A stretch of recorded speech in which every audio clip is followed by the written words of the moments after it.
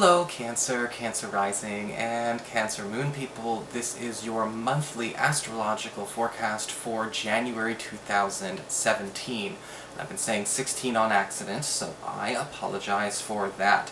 So, Cancer, just a quick reminder for you guys, remember January, I'm rolling out the classes again. If you want to enroll in some of the online classes I've got going on, I've got a 3-part tarot series, as well as an astrology love webinar talking all about karmic relationships, compatibility, and synastry, and that might be something you want to check out. You can sign up for any of these at my website, integrativemysticism.com, or just follow the links below for more details there. It's the same place you'd go to order a session with me. So, what is going on with your astrology for January, we may ask? Well, when it comes to January, we have sort of a leftover feel. I'm telling everyone that, and I think everyone's going to get that, because it's sort of a big thing that stays, because Saturn and Uranus are the ones responsible in a good way. You know, but they're very slow-moving planets, so whenever they do something, it kind of happens for like 3 to 5 weeks. And January is no different. We've got Saturn in Sagittarius, in your 6th house of work, reputation, all of that good stuff, forming a gorgeous trine to Uranus, currently in Aries, in your career sector. And whenever we have these two planets come together in a happy way, we are looking at bringing order to chaos. And if you've been feeling like things have been very unstable when it comes to your work life, working too many hours or working inconsistently, we don't know where our business is coming from, it's feast or famine, we're regulating that in a good way. And that's a good that's a good R word for this kind of angle. The other good R words would be reconciliation and reconsideration.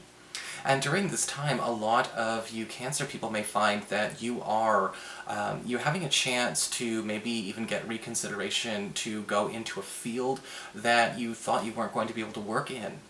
Okay, this could be great for those of you who are just joining the workforce, those of you who are young Cancer people getting done with your college and your university.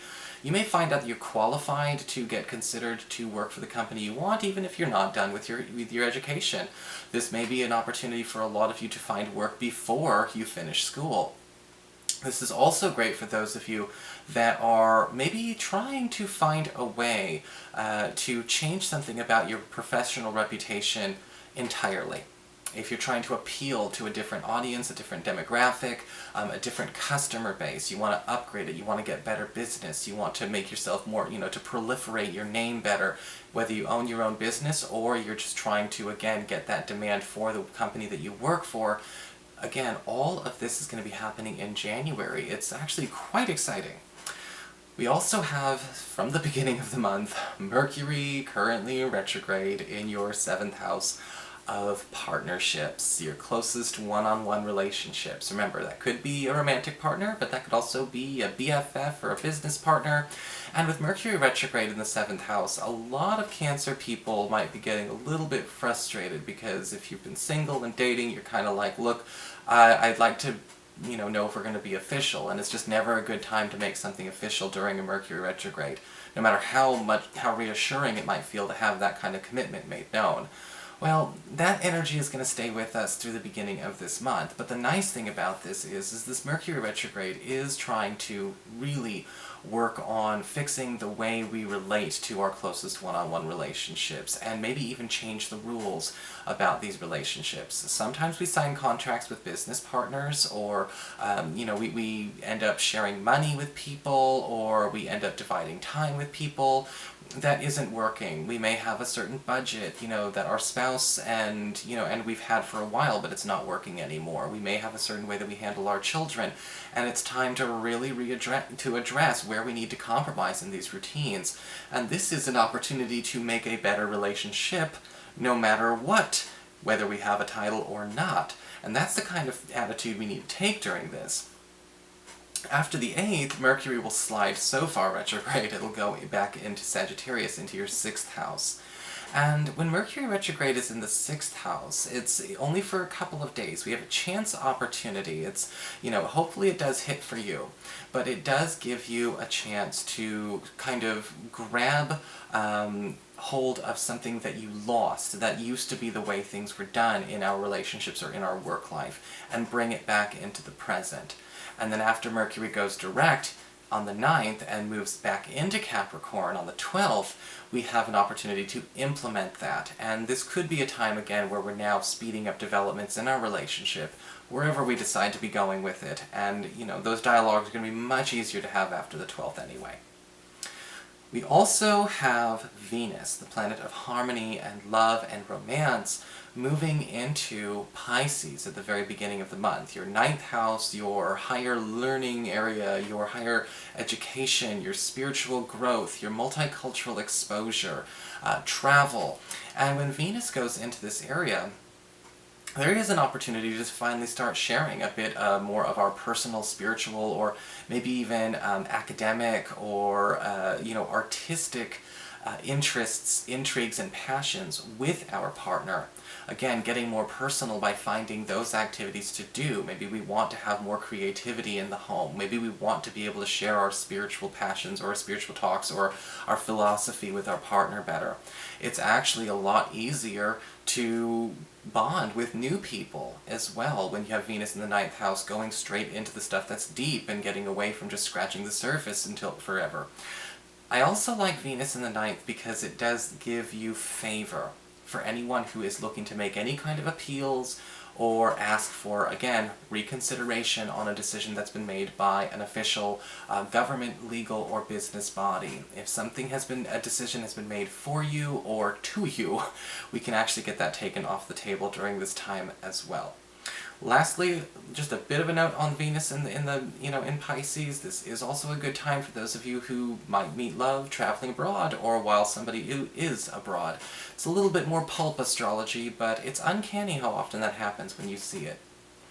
So, that's going to be there all month. So let's move on. All the way to the 12th, where we have a full moon in your sign.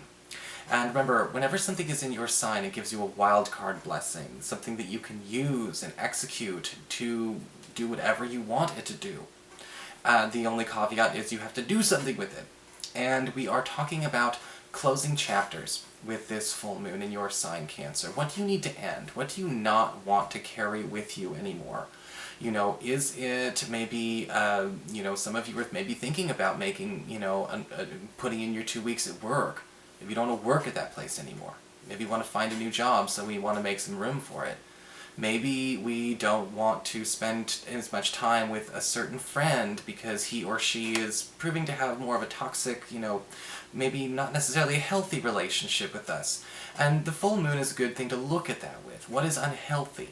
What have we been carrying for too long? What do we need to release in order to give ourselves more breathing room?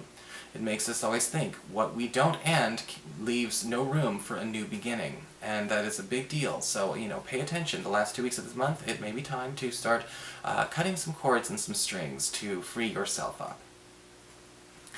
On the 19th, we do have the Sun moving into Aquarius, into your, into your 8th house of intimacy, shared resources, your self-employment income, as well as your connections, with money that might be, coming to you, such as loans and things along those lines. And with the Sun going into your 8th house, we are definitely talking about intimacy, because we're talking about getting more time for intimacy, more partner potentials for intimacy, and learning how to actually become more comfortable with handling intimacy in a more natural way, celebrating having a physical body. Sometimes we end up, especially with the way our society can screw us up, ending up in one of two extremes when it comes to, how do we handle our sense of sensuality or being, a sensual sexual being. On one hand, there's completely overly, judicious, maybe a bit way too reserved.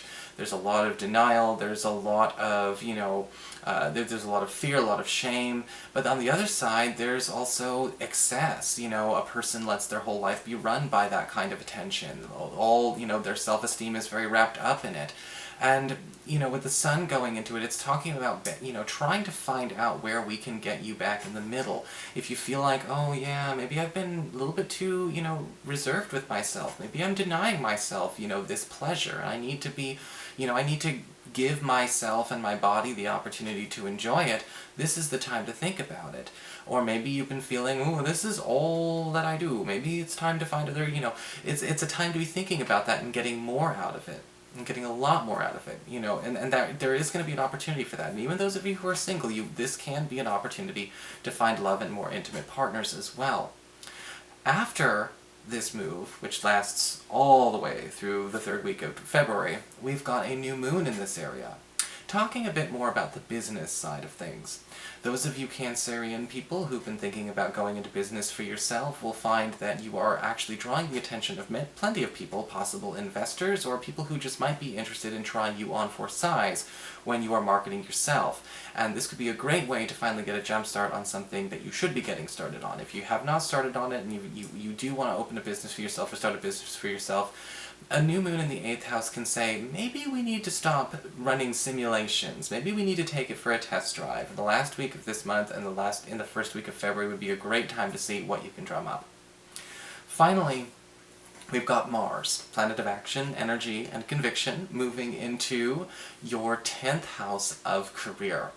And it's going to be there pretty much from the last 3 days of January all the way through February, so it's really more of a February angle. But when we have Mars in the 10th house, you can expect to be drumming up a lot of money. Because typically with Mars in the 10th, we get to go have opportunities for overtime. We get to have opportunities for really, really fast moves to make money through labor, competitive opportunities, maybe even customers competing for your time. So if you have been feeling like you would like to be busier, that is great for you. If you have not been hoping to become busier, I would definitely start putting up my boundaries and maybe readjusting my schedule now, because Mars does not pull punches. He will pay you for it, but he will make you work. So that is your forecast, Cancer. I hope you enjoyed it. If you did, please like, share, and subscribe. I appreciate it. And of course, if you'd like to get a session, you can always follow the links below, or go to integrativemysticism.com.